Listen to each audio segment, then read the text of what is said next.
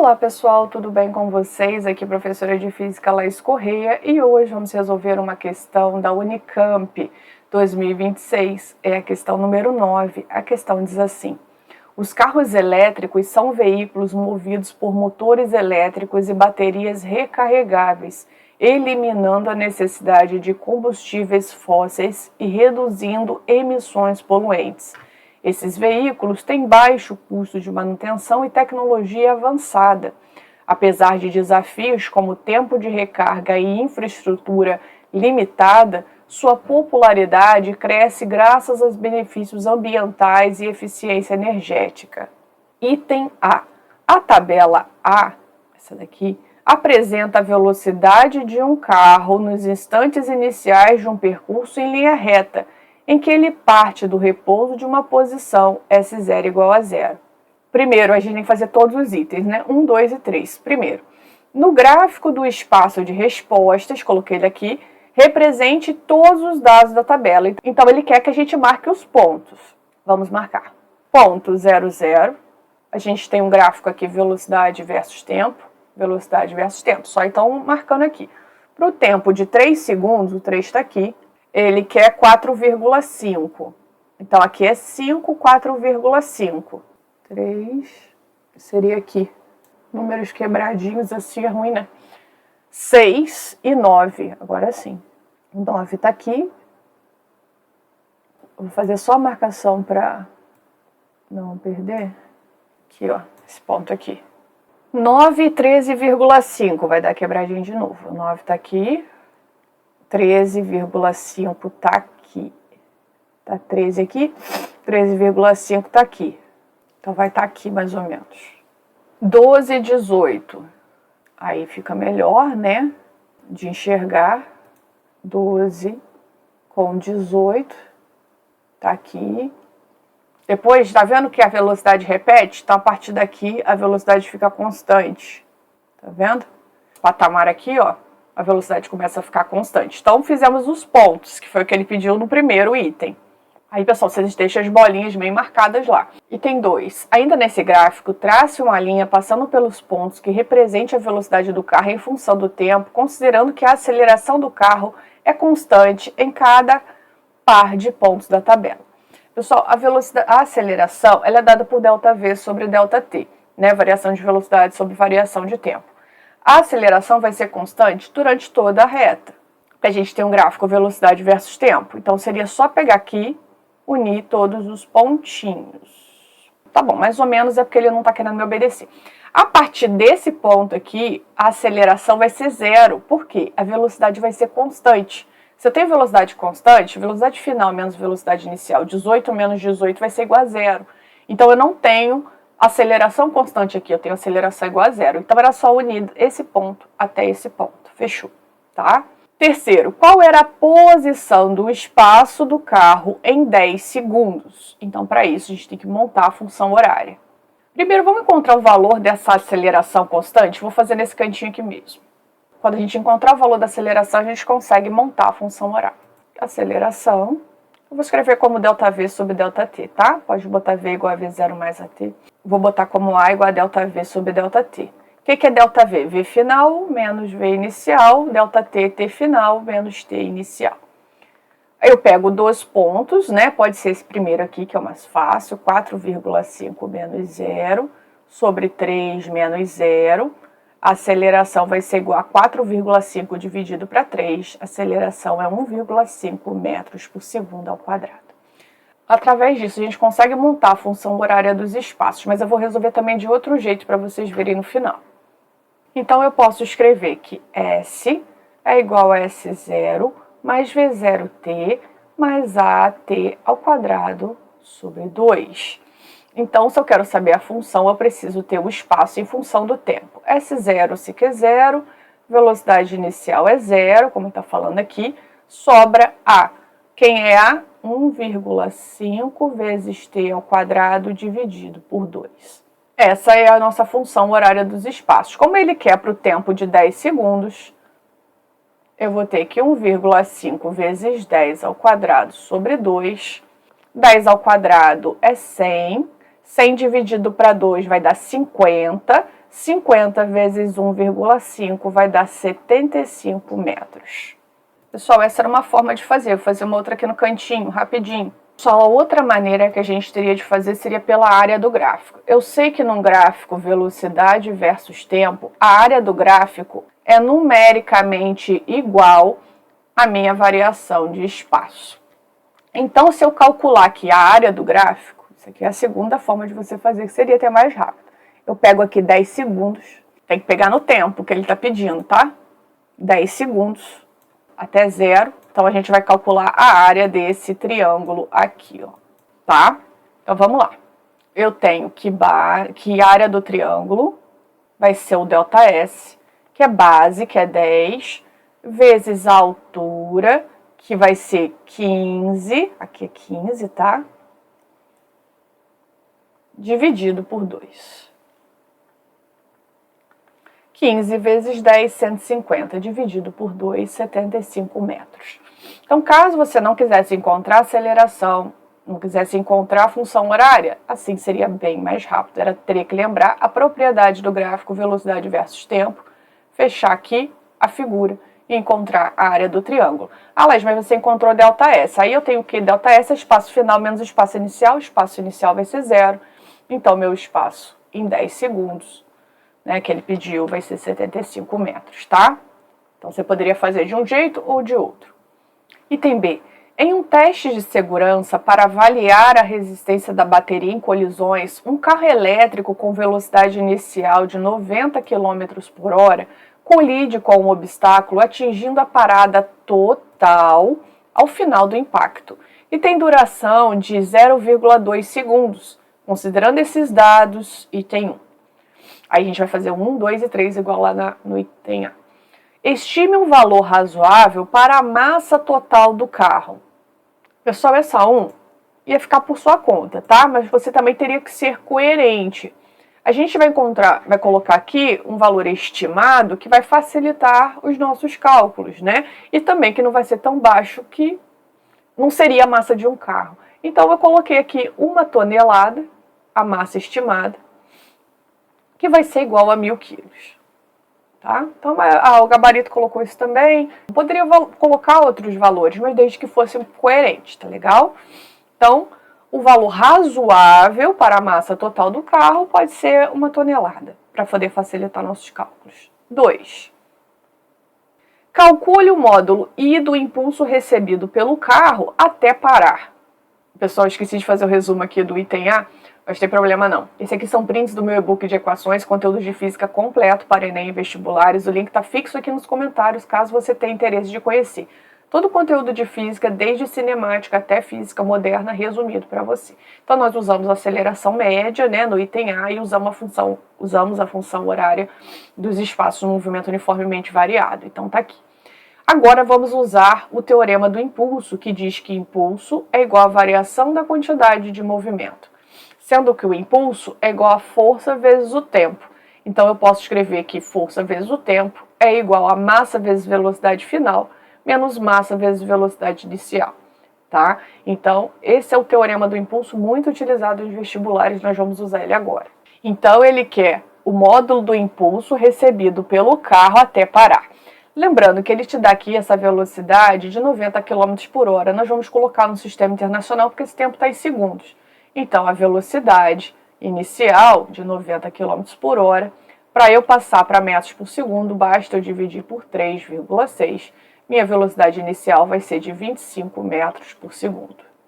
Então, a primeira coisa é fazer essa conversão. A segunda, nós vamos usar o teorema do impulso. Impulso igual a variação, eu vou botar em módulo, tá? Da quantidade de movimento para sair positivo. Então, o impulso vai ser igual a massa vezes velocidade final, menos massa vezes velocidade inicial. A massa que nós estimamos lá no item A foi de 1.000 quilos. Então, quem é a velocidade final? Ele fala até a parada total do carro, e também a velocidade final é 0. Então, 1.000 vezes 0, menos 1.000 vezes 25. Vou botar já em módulo aqui, tá, pessoal? Aí sai positivo. Impulso vai ser igual a 1.000 vezes 0 é 0. 1.000 vezes 25, como está em módulo, 25.000 newtons vezes segundos, que é a unidade do impulso, que é força vezes o tempo, tá? Bem simples aqui, essa parte. Aí, para a terceira, ele fala assim, encontre o módulo da força F, a força média que atua sobre o carro durante o impacto, ou seja, nesse intervalo de tempo. Então, eu posso escrever que o impulso em módulo, tá? Que a gente usa tudo positivo. É porque é uma grandeza vetorial e aí às vezes sai negativo. Mas vamos usar o valor em módulo, tá? A força aqui é a força média, tá? Essa força aqui. Então, o impulso vai ser 25.000 igual a força média, que eu quero descobrir, vezes o tempo de 0,2 segundos. Aí, se você, quem está multiplicando, passa dividindo, força média vai ser igual a 25.000 sobre 0,2, força média vai ser igual a 125.000 newtons.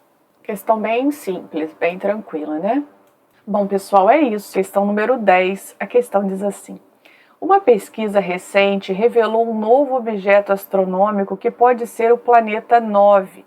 A hipótese da existência desse planeta foi concebida para explicar características comuns a vários objetos transneptunianos, isto é, astros com órbitas que alcançam distâncias ao Sol muito maiores do que o planeta Netuno. Item A. No espaço de respostas, a figura A, essa daqui que eu botei aqui, ilustra uma situação imaginária na qual o Sol, um planeta hipotético P, um objeto transneptuniano OTN, são representados ao longo de uma linha reta. As distâncias de P e OTN ao Sol estão apresentadas na figura A, em unidades astronômicas. O A, 1A, igual a distância da Terra ao Sol. Supondo que a razão entre a massa P do planeta P e a massa do Sol seja dada por mP sobre massa do Sol igual a 2 vezes 10 à quinta, então ele deu essa informação para a gente. Para a situação da figura A, calcule, primeiro item, a distância D entre o objeto OTN e o planeta P. Então, ele quer aqui essa distânciazinha D, muito fácil, né? Se tudo tem 624, eu tenho que isso aqui é 520 mais D. Ou eu poderia escrever 624 menos 520 direto, tá? Então, 624 menos 520 igual a D. D vai ser igual a 104 unidades astronômicas, que é o que ele falou que é a unidade que ele está utilizando, tá legal? Então, o primeiro item muito fácil. Item 2, a razão Q igual a Fp, que é a força gravitacional no planeta P, dividido pela força gravitacional do Sol, entre os módulos das forças gravitacionais que o planeta P, Fp, e o Sol, Fsol, exercem sobre OTN, né? Então, para isso a gente vai ter que fazer um resuminho aqui, né, pessoal? Lembrando, pessoal, que esse aqui são prints do meu e-book de equações, conteúdos de física completo para Enem e vestibulares. O link está fixo aqui nos comentários, caso você tenha interesse de conhecer. Todo o conteúdo de física, desde o cinemático até física moderna, resumido para você. Então, para esse item agora, nós vamos utilizar a força gravitacional, né, a lei da gravitação de Newton, que diz que a força gravitacional é igual a G, que é a constante de gravitação universal, vezes m, que é a massa do corpo maior, vezes mzinho, que é a massa do corpo menor, do corpo 2, dividido pela distância entre eles, elevado ao quadrado, tá? Então, é essa equação que nós vamos utilizar aqui. Vamos escrever quem é a força P, que vai ser igual a G, que é a constante de gravitação, vezes m do planeta, vezes o m do OTN, dividido pela distância POTN ao quadrado, certo? Aqui a gente já pode escrever que vai ser G vezes, eu não sei qual o valor de MP, vezes MOTN, dividido, essa distância eu tenho, distância de P até OTN é a que eu calculei, 104 ao quadrado. Beleza. Agora vamos encontrar a força do Sol. vai ser igual a G vezes a massa do Sol vezes a massa do OTN dividido pela distância Sol-OTN ao quadrado. E isso vai ser igual a G vezes a massa do Sol vezes a massa do OTN dividido distância do Sol até o OTN vai ser 624. Agora ele quer que a gente faça a razão. Vou sair aqui, você não vai caber. Vou fazer aqui nesse cantinho.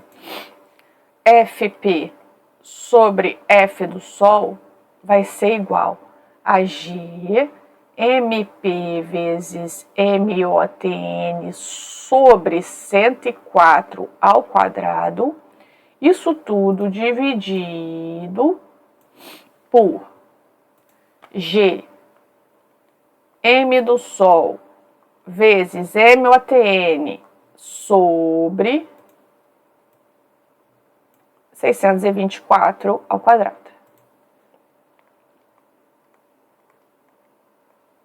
Aí a gente tem algumas coisas em comum aqui que a gente pode cortar. Por exemplo, o G, a massa do OTN, e aí sobrou essas coisinhas, né? Então vamos repetir aqui.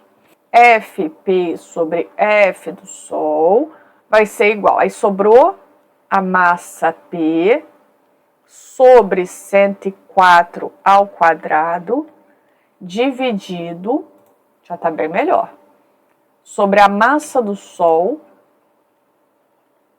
sobre 624 ao quadrado. Então a gente vai terminar lá na outra folha. Bom, pessoal, copiei e colei ali só para a gente dar continuidade, tá? Então, pessoal, vou fazer o seguinte. FP sobre F do Sol vai ser igual. Repito a primeira fração. Inverto o sinal, era a divisão, passa a ser multiplicação. Inverto a segunda fração. Aí, pessoal, a gente tem uma coisa. MP sobre a massa do Sol, ele dá o valor pra gente aqui, ó. Deixa eu voltar para vocês verem. MP sobre a massa do Sol é 2 vezes 10 a menos 5. Então, a gente pode substituir. Eu posso escrever assim, ó, vou fazer bem passo a passo mesmo, tá? FP sobre F do Sol, não vou trocar agora não. Vou botar assim, ó, MP sobre a massa do Sol vezes 624 ao quadrado dividido por 104 ao quadrado. Aí, essa razão aqui eu posso substituir por 2 vezes 10 elevado a menos 5. Vou botar assim, vou ver se tá tranquilo para vocês. 624 sobre 104 ao quadrado. Um único quadrado que serve para esse e serve para esse. Então, eu posso fazer essa divisão.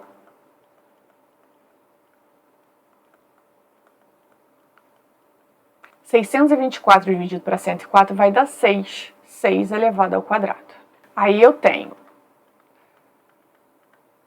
6 ao quadrado dá 36. 36 vezes 2 dá 72 vezes 10 a menos 5. Então eu posso escrever assim. Se você quiser colocar em notação científica ou escrever assim bonitinho no final, que vai ser igual a FP sobre F do Sol, que vai ser igual a 7,2 vezes 10 elevado a menos 4. Como é uma razão, é adimensional, né? Você não vai colocar a unidade aqui. Ou deixaria assim mesmo, escreveria Q igual a FP sobre F do Sol, porque ele quer a razão. Olha aqui. Ele quer a razão Q, tá? Então, eu só escrevi direitinho. Vou marcar aqui para vocês tirarem o print. Era mais parte matemática aí, né? Se você abrisse esse quadrado aqui, ia ficar bem grande. Então, tenta simplificar o máximo que puder quando tiver aí coisas elevadas ao quadrado, ao cubo, tá legal? Que agora vamos para o item B, que vai ter elevado ao cubo. Item B. De acordo com a terceira lei de Kepler, a razão entre o quadrado do período orbital T e o cubo do semi-eixo maior A da órbita elíptica é a mesma para todos os planetas que orbitam ao Sol. Se o semi-eixo maior da órbita elíptica de outro planeta desconhecido D for dado por AD igual a 400 unidades astronômicas, qual será o período TD em anos terrestres do movimento orbital do planeta D em torno do Sol? Considere os seguintes dados para o planeta. A da Terra, 1 unidade astronômica, e período da Terra igual a 1 ano. vamos voltar aqui na nossa revisão, né? Então, lembrando aqui a terceira lei de Kepler aqui do meu e-book, né? Então, a gente tem que o período ao quadrado sobre o raio ao cubo, né? Que é esse semi-eixo aí que ele está falando, vai ser igual, vai ser uma constante. Então, se eu igualar da Terra e igualar a D, vai tá tudo certo, tá? Então, vou escrever assim. Período da Terra ao quadrado dividido. Vou botar de A porque ele pediu para considerar A, tá? O semi-eixo da órbita. A ao cubo da Terra vai ser igual ao período de D ao quadrado sobre A de D ao cubo, tá? Isso aqui é a terceira lei de Kepler, você compara sempre dois. Então, pessoal, eu vou fazer agora tudo que é quadrado para um lado e tudo que é cubo para o outro. Então, eu vou meio que multiplicar cruzado. Eu vou jogar esse carinha aqui para cima, o AD para cima e o T da Terra ao quadrado para baixo. Olha como vai ficar, ver se vocês conseguem ver. AD ao cubo sobre AT ao cubo é igual a TD ao quadrado sobre TT ao quadrado. Tá? Eu só joguei esse para cima e esse para baixo, para os quadrados ficarem juntos e os cubos ficarem juntos. Agora eu vou escrever assim, ó. Igual fiz na questão anterior. Colocar o cubo para razão. Poder facilitar os cálculos, né? Agora eu vou começar a substituir os valores. AD, ele me dá que é 400. AT, o AT da Terra é 1. Tá? É padrão, é referência, tá? Tudo a gente usa 1 para a Terra. Aí eleva isso tudo aqui ao cubo. Período D, a gente quer descobrir. Período da Terra, 1. Tudo que é da Terra é 1. Ao quadrado. Esse 400 eu vou escrever assim, ó, como 20 ao quadrado. TD sobre 1 é TD ao quadrado. Eu posso inverter isso aqui, né, pessoal? Porque isso aqui é uma multiplicação. Eu posso botar assim, se eu quiser. Para poder jogar raiz quadrada nos dois lados e cortar. Agora eu venho aqui, ó, jogo raiz. Corto, corto, corto, corto. TD vai ser igual a 20 ao cubo. TD vai ser igual a 8.000 anos. Fechou. Tá? Então, aqui era só usar a terceira lei de Kepler, lembrando que as diferenças da Terra é 1, né? Ele te deu aqui o A da Terra, que a gente usou 1, ele deu o T da Terra, que é 1 também, e aí a gente só foi trabalhando a matemática. Se você quisesse ter feito 400 ao cubo, dava, mas ia ficar um número muito grande, tá bom? Mas também chegaria lá.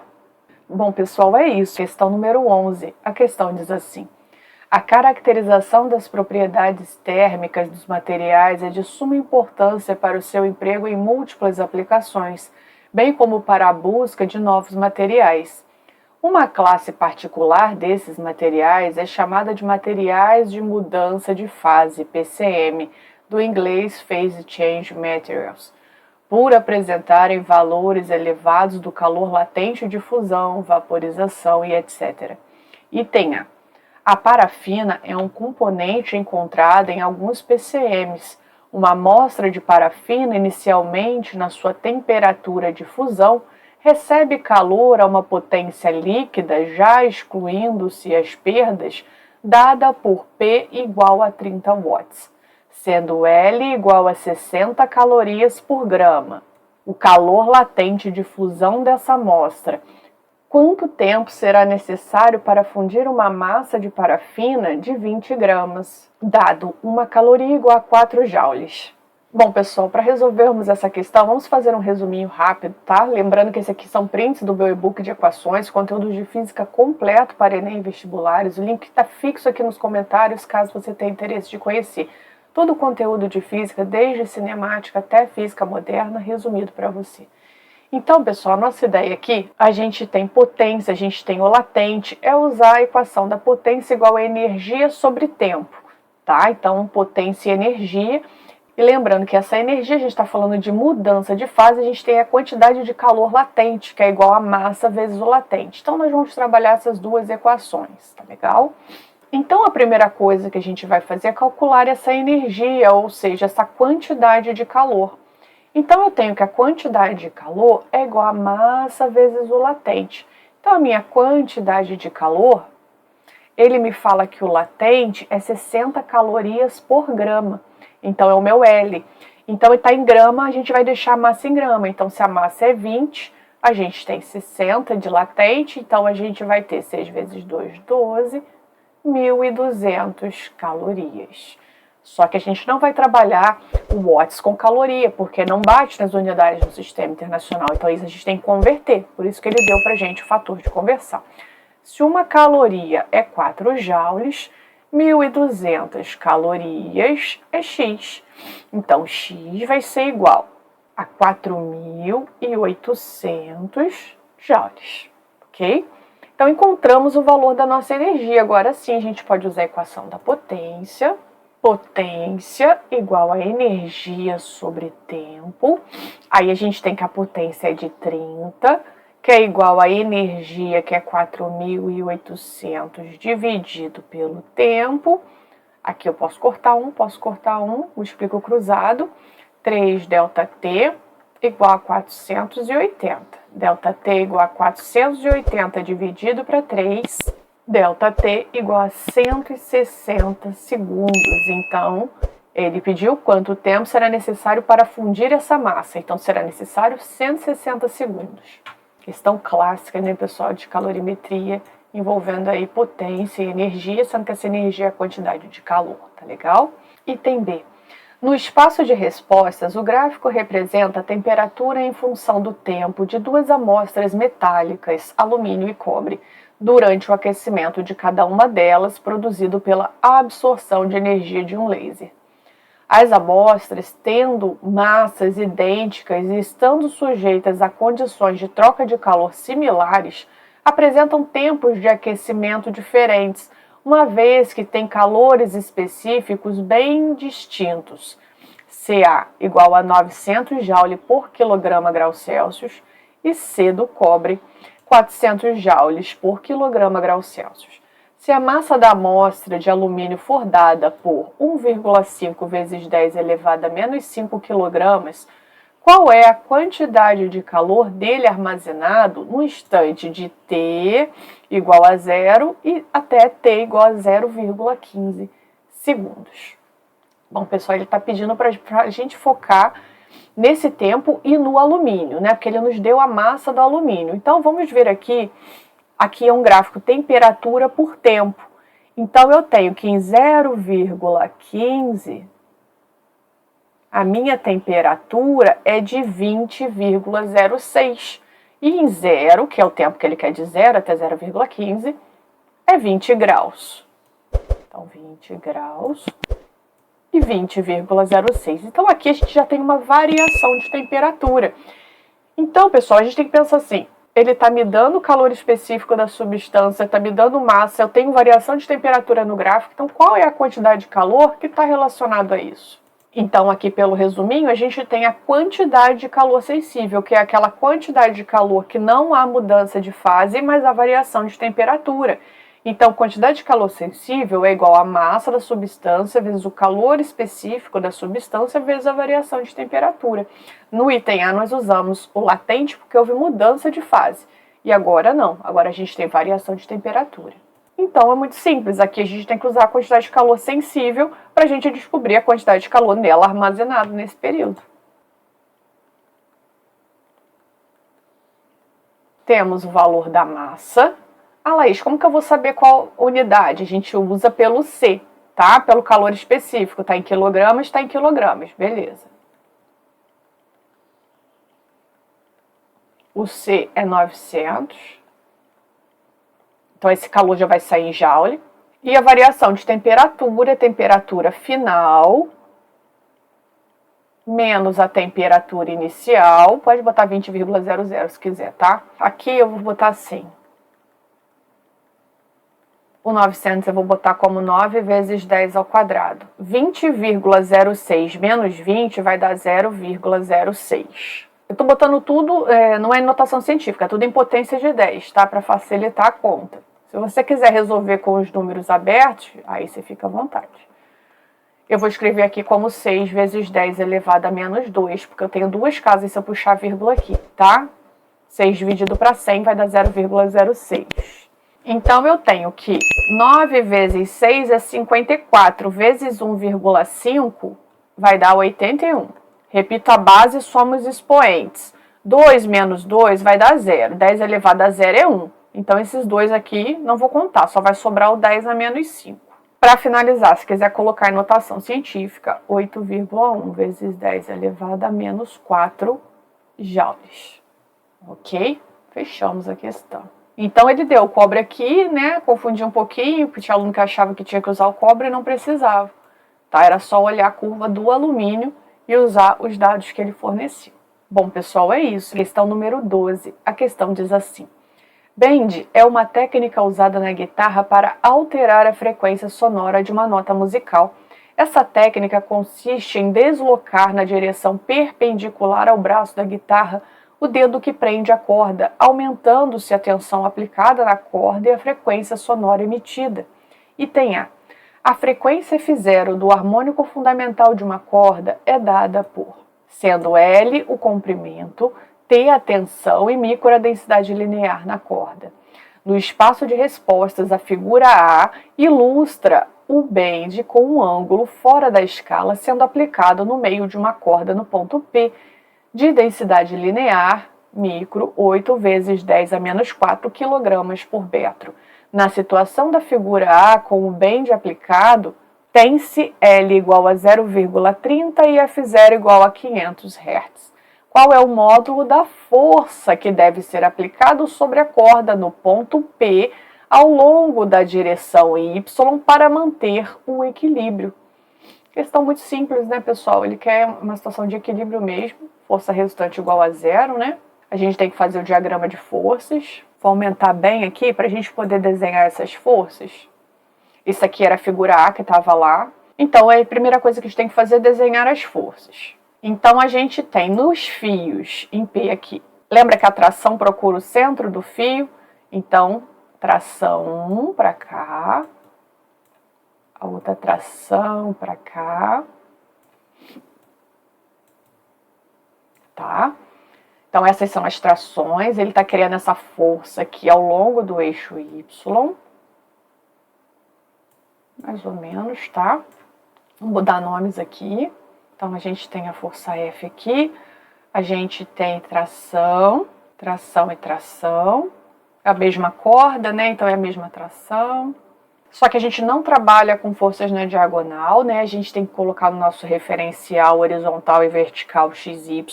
Então, a gente tem uma decomposição aqui TX, referente a essa tração, e TY, referente a essa tração. E geralmente a gente desenha pontilhado, tá? Só que como eu tô sem essa ferramenta, vou tentar apagar assim. Tá? Esse aqui é TX e TY. TX e TY. Referente a essa tração. Mas também vai ter lá para o outro lado. Aqui é mais ou menos, tá, pessoal? O desenho aí vocês fariam direitinho com a regra fechando as paralelas, tá? Na sua prova, bonitinho. Tá? Não poderia ser assim, não. Então, vamos lá. A gente então não trabalha com as forças na diagonal, então a gente precisa decompor em TX e TY para poder ficar dentro do nosso referencial XY, horizontal e vertical. Então, a gente tem a força F agindo para cima, duas trações X, uma para a esquerda, uma para a direita, e duas trações Y para baixo. Então, pessoal, lembrando aqui na força resultante, a gente analisa a horizontal e a vertical separadamente. Então, agora a gente vai analisar a vertical. Se ele está falando que é uma situação de equilíbrio, eu sei que a força resultante é igual a 0. Eu tenho duas trações Y para baixo e uma força para cima. Então, eu posso escrever que tudo que está para baixo vai ser igual a tudo que está para cima. Se você quiser escrever tração Y mais tração Y menos força igual a 0, pode, tá? Desde que você compreenda, escreva que a força resultante é igual a 0. Escrevo tudo que está para baixo igual a tudo que está para cima, não precisa ficar colocando sinal, tá? Então, 2TY é igual a força. A gente quer descobrir o valor dessa força, então eu preciso descobrir quem é TY. Então, eu tenho um ângulo que ele me deu aqui, ele me deu cosseno, seno e tangente desse ângulo, então tem que fechar um triângulo aqui. Então, eu vou pegar esse aqui. Vou fechar esse triângulo aqui, ó. Ok?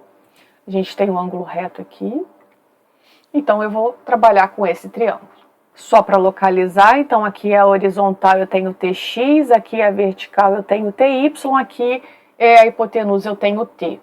Então, se eu usar aqui cosseno de θ, é cateto A, o cosseno de, já vou botar o valor, 88,9, vai ser igual ao cateto adjacente, que é o TY, porque eu não tenho interesse no TX, sobre a hipotenusa, que é T. Então, TY vai ser igual a T vezes o cosseno de 88,9, que é 0,02. Tá? Então, cosseno de 88,9, 0,02. Então, eu tenho que 2 vezes T vezes 0,02 vai ser igual a F. Mas ainda está faltando uma informação. Qual o valor de T? Para isso, a gente vai utilizar a equação que ele está fornecendo aqui em cima. F0, vou repetir a equação, igual a 1 sobre 2L, raiz da tração, sobre micro. Então, quem é a frequência 500 Hz? Igual a 1 sobre 2 vezes o comprimento, que é 0,3. Raiz quadrada da tração sobre o micro, que é a densidade. 8 vezes 10 elevado a menos 4. Prontinho. Só resolver isso aqui. 500 vai ser igual a 1 sobre 0,6, raiz da tração, 8 vezes 10 a menos 4. Multiplico aqui, ó, jogo esse 0,6 aqui para cima, como se eu estivesse multiplicando cruzado. 500 vezes 0,6 vai dar 300, igual a raiz da tração sobre 8 vezes 10 a menos 4. Aí, o que eu vou fazer? Eu vou botar esse 300 como 3 vezes 10 ao quadrado, tá? Vou apagar aqui. Esse 300 eu vou escrever assim, ó, como 3 vezes 10 ao quadrado. Então, isso aqui vezes isso aqui deu 300. E aí, eu botei como 3 vezes 10 ao quadrado. Por que eu fiz isso? Porque eu vou elevar os dois lados ao quadrado. Vou elevar de outra cor para mostrar. Para a gente poder tirar essa raiz quadrada aqui, tá legal? Então, 3 ao quadrado é 9. 10 ao quadrado é 10 à quarta. Ok? Igual a tração sobre 8 vezes 10 a menos 4. Porque o quadrado vai cortar com a raiz quadrada. Multiplica o cruzado. 9 vezes 8, 72. 10 à quarta vezes 10 a menos 4 vai dar 10 elevado a 0, que dá 1. Então, a resposta é 72 newtons, o valor da tração. Não terminamos, tá? Esse valor de tração eu vou jogar aqui, ó, nessa equação aqui, tá legal? Então, agora, para encontrar o valor da força F, 2 vezes 72 vezes 0,02 igual a F. Aí eu posso fazer 72 vezes 2, 144 vezes 0,02, vai dar 2,88 newtons. Pronto. Fechou o valor da força vertical, sentido para cima. Vou marcar para vocês tirarem um print. Então, pessoal, essa equação que ele deu, equação de Taylor, né, da frequência para a gente encontrar a tração aqui, era só você substituir os valores que ele deu, tá? É só tomar cuidado com a parte da matemática, tá? Se você quisesse levar aqui 300 ao quadrado, fazer 300 vezes 300 podia, mas tinha que tirar essa raiz quadrada daqui, esse aqui é o melhor jeito. E depois jogar aqui, a gente já tinha achado o cosseno, já tinha achado a relação aqui do TY e com a força. Então, era só isso, tá? Fechamos aí o item A. Muita matemáticazinha aí, né? Detalhada. Item B. No espaço de respostas, a figura B mostra o braço de uma guitarra com uma corda diferente daquela do item anterior, em cada casa do braço. Estão indicadas a nota e a frequência do harmônico fundamental correspondente com a corda presa, sem o bend. Nesses casos, a tensão na corda é a mesma para todas as notas, dada por T1 igual a 196 newtons. Se um bend é feito para elevar a frequência 1 da nota Sol para a frequência 2 da nota Sol sustenido, qual é o aumento ΔT da tensão da corda, né? E ele te dá a relação que você tem que usar, ele já te dá. Então é só você localizar aqui o Sol sustenido, que está aqui, e o Sol que está aqui, para localizar as frequências relativas ao Sol sustenido e ao Sol. E aí a gente vem aqui e repete a equação que ele deu. ΔT igual a T1, que vai ser igual a 2 vezes a frequência 2 menos a frequência 1, dividido por F1. O que ele quer é o ΔT. Só isso, tá? Muito simples essa segunda parte. Então, eu tenho o valor de T1, que é 196, as frequências é a do Sol sustenido e do Sol, e a frequência 1 é do próprio Sol, tá? Que ele te fala aqui que a frequência 1 é o Sol. Então, só jogar os valores. Depois, só matemática. Sobre T1, 196, igual a 2, F2, 415, menos 392 sobre 392, que é a frequência 1, tá? Só isso. Agora é resolver a continha, né? ΔT sobre 196 vai ser igual a 2 vezes 23, 415 menos 392 sobre 392. Aqui eu posso simplificar, porque 196 vezes 2 dá 392.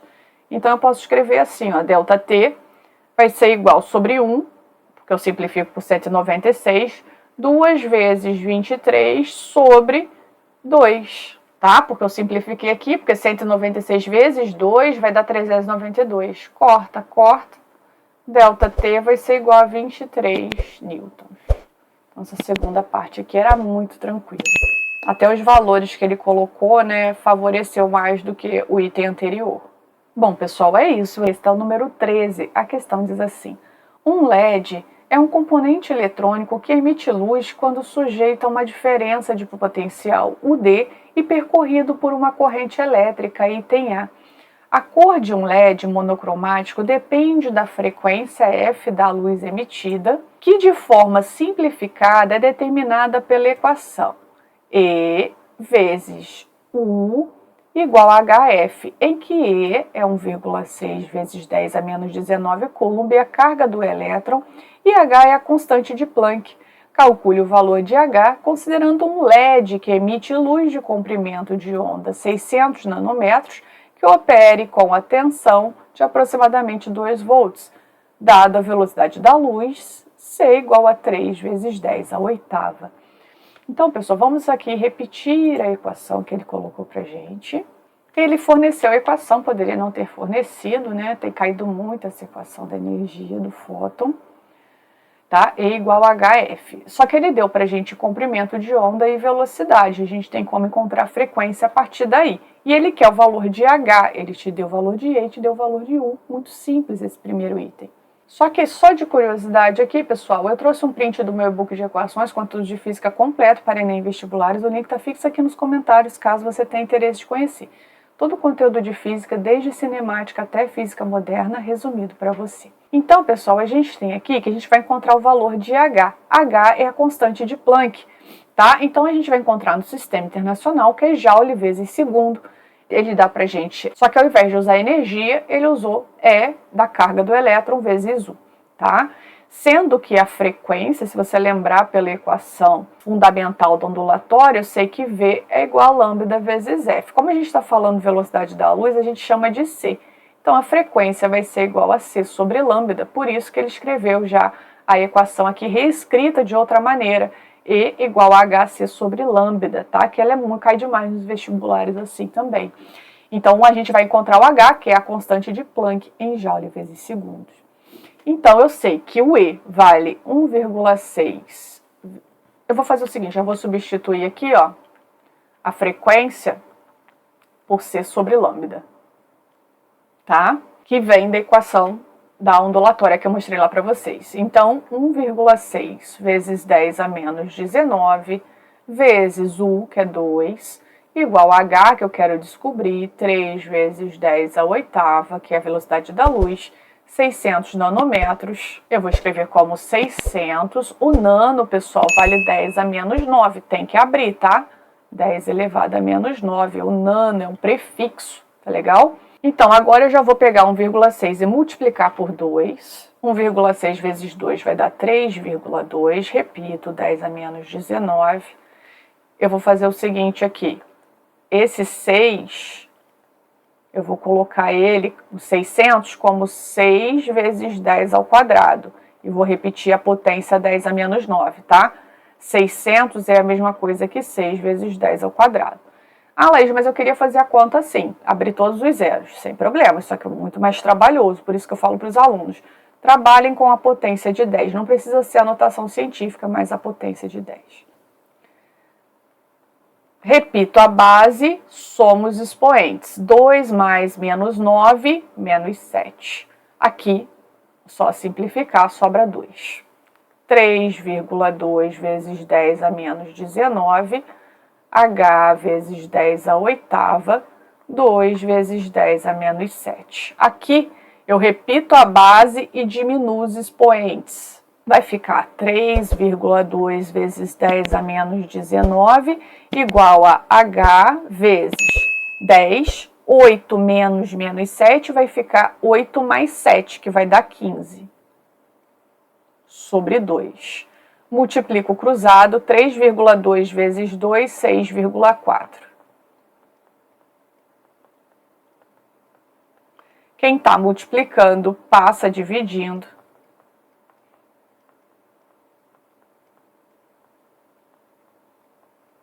Repito a base, diminuo os expoentes. Menos 19 menos 15 vai dar menos 34 joule vezes segundos, porque energia é igual a HF. Então, energia é joule, frequência é 1 sobre segundo, multiplicando cruzado, a gente tem joule vezes segundos para o H. Pessoal, costumo recomendar muito para os alunos trabalharem com potência de 10, tá? Desde o primeiro ano do ensino médio, na física, porque a gente vai começar a trabalhar com valores assim, né, muito grandes ou muito pequenos, principalmente no terceiro ano, né? Então, a gente abrir essa quantidade de zeros para fazer as operações é muito complicado. Então, trabalhar com as potências de 10 com notação científica é muito importante, tá bom? Então, vamos para o item B. Item B. O índice de refração N de 1/2 depende do comprimento de onda da luz que o atravessa. Isso permite analisar a composição espectral da luz como é emitida por um LED. O prisma é equilátero, secção reta do espaço de respostas imerso em ar. Então, aqui é ar, tá? Que está dizendo. Foi usado para estudar um raio de luz monocromático para o qual o índice de refração do prisma seja a raiz de 3. O raio incide na interface 1, tá aqui, do ar-prisma com um ângulo θ de 60 graus, sendo parcialmente refletido e refratado, né? Primeiro, calcule o ângulo de refração θ1R na interface 1. Então, pessoal, para isso a gente vai usar a lei de Snell, que diz que índice de refração do meio 1 vezes o seno do ângulo incidente é igual ao índice de refração do meio 2 vezes o seno do ângulo refratado. Refração da luz é quando atravessa o meio, né? O meio transparente, aí ele muda de velocidade e muda de direção. A reflexão é quando ela permanece no mesmo meio, incide e reflete com o mesmo ângulo incidente, tá? Então, só essa revisãozinha rápida para a gente fazer aqui. Então, primeiro item, ele quer que a gente calcule o ângulo N1 seno de θi igual a N2 seno de θr. Então, vai ficar assim, ó, N do ar, que é um N1, meio 1, vezes o seno do ângulo incidente, que é o seno de 60, igual a N2, que é o meio 2, né? Vamos botar N2 mesmo, vamos chamar de N do prisma, vezes o seno de θr que eu quero descobrir. Então, N do ar é 1. Aqui, ele fala pra gente aqui, o seno de 60 é raiz de 3 sobre 2. NP, ele me dá que é raiz de 3 vezes o seno de θr. Raiz de 3 corta com a raiz de 3. Então, vai sobrar que 1/2 é igual a seno de θr. Agora eu tenho que me perguntar qual o ângulo cujo seno é meio. Ou você pode escrever que o θr é igual a arquisseno de meio. tá? Então eu já vou botar assim, que o θr vai ser igual a 30 graus. Por quê? O seno de 30 é meio. Então, você tem que se perguntar qual o valor de θr. Então, seno de 30 é igual a 1/2. Então, ele quer saber o ângulo e não o seno do ângulo, tá? Então, θr igual a 30 graus. Então, isso quer dizer que ele vai refratar aqui para dentro do prisma, ó. Vou fazer aqui. Aqui é normal, tá? Com 30 graus. Então, aqui, ó, o ângulo refratado, 30 graus, tá? Que é o que ele perguntou. Aí, no item 2, ele pergunta assim: desenhe o caminho do raio dentro do prisma e depois de emergir do mesmo na interface 2 prismar, explicitando os valores dos ângulos envolvidos. Então, aqui eu tenho que θr é 30, e aqui é só desenhar normal, pontilhadinho. Vou botar aqui, tá, pessoal? Pontilhado. Tem que traçar normal, tá, pessoal? Não desenho os ângulos aleatórios, não. Aqui é normal, porque o ângulo incidente é o ângulo que o raio faz com a normal. O refratado é o ângulo que o raio faz com a normal, tá? Então, aqui é θr 30, aqui o raio vai emergir com a normal, ele também vai ter um ângulo refratado. Aqui, pessoal, ele está saindo para o mesmo meio. Então, eu tenho que aqui também é 30 graus. E aqui é 60. Porque ele está retornando do prisma para o ar.